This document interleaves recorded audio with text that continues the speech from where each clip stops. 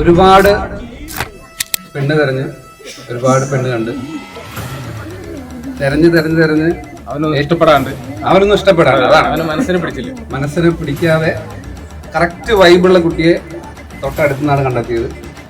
അപ്പോൾ ആ ഒരു സന്തോഷം അവിടെ മുഖത്ത് ഇപ്പോൾ കാണുന്നുണ്ട്.